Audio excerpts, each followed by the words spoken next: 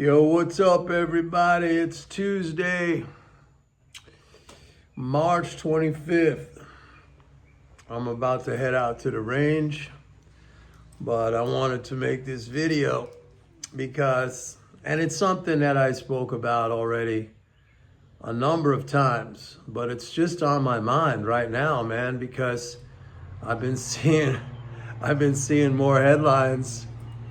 And what I'm talking about is all these people, and there are a lot of people out there, and there are people in the media, there are people in Washington, and they're just also everyday folks, maybe some of you, who are ecstatic about the Doge campaign, Elon Musk's campaign to eliminate fraud and waste in the government, in the federal government.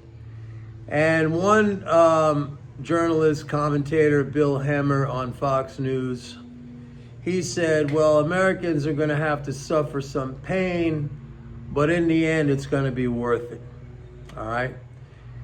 And my attitude is like, if I don't see something back from this, like it's all great to be talking about going after fraud and waste. First of all, a lot of this stuff that's being exposed right now, I had no fucking clue that this was going on. That doesn't mean it's okay for it to go on, and maybe it's a good thing that it's getting exposed and it's getting shut down, because some of the things that were reported, and by the way, let me just say that I'm a skeptic about what's actually being shut down. I mean, you know that I follow the fiscal flows, and spending's going up. It's not going down. There has been absolutely zero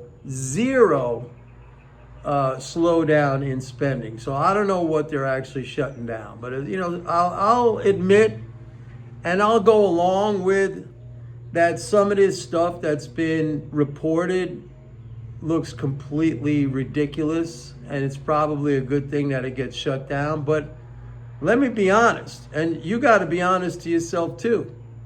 We didn't know anything about that shit. It had zero impact on our lives.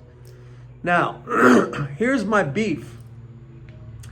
If guys like Bill Hemmer and other people and people in Washington, and maybe some of you people are saying, this is so great, we're getting rid of fraud and abuse in the government, it's so great, this is fantastic, all hail Elon Musk, the savior of our country, the South African savior of our country. If that's your attitude, like, I better see something come back to me. Otherwise, who gives a shit? Like, my life hasn't changed one iota. And unless it comes back to me in some way, shape, or form, whether that means tax reduction, maybe complete elimination of income taxes, okay, that's something Trump was talking about, or maybe even I'll even settle for, if you want to talk about waste and abuse, how about I'll settle for more quality spending and investment by the government. By that I mean, like, spending on basic science and research, spending on infrastructure, okay, spending on the environment, spending on healthcare, this kind of stuff that would improve the quality of our society, the stuff that would come back to me, maybe not directly in the form of money, like a money payment, but it would come back to me in the form of just a better country to live in. So, like, maybe you guys could educate me, okay?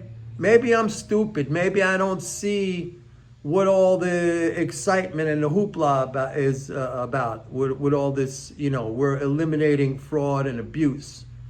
I mean, it sounds great.